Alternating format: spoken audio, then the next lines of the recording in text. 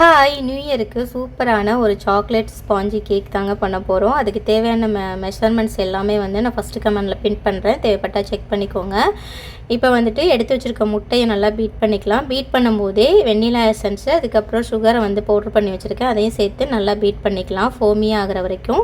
இன்னொரு பவுலில் நான் எடுத்து வச்சுருக்க கொக்கோ பவுடரோட கொஞ்சமாக வார்ம் வாட்டர் சேர்த்து இதை ஒரு நல்லா மிக்ஸ் பண்ணி அதை தனியாக வச்சுக்கலாம்.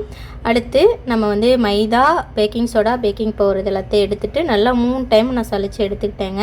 இப்போ ஏற்கனவே பீட் பண்ணி வச்சுருக்கிறதுல நம்ம ஆயில், அதுக்கப்புறம் வந்து கொக்கோ பவுடர் மிக்ஸ் பண்ணி வச்சுருக்கோம் இல்லையா, அதையும் சேர்த்து நல்லா கலந்து விட்டுக்கணும்.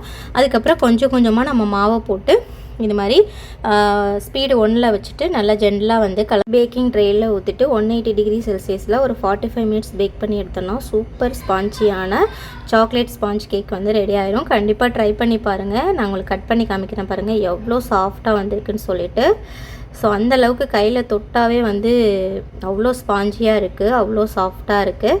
ஸோ தேங்க்ஸ் ஃபார் வாட்சிங். இது மாதிரி வீடியோஸ் பார்க்கணுன்னா நம்ம சேனலை மறக்காமல் சப்ஸ்கிரைப் பண்ணிக்கோங்க. இன்னொரு வீடியோவில் மீட் பண்ணுறேன்.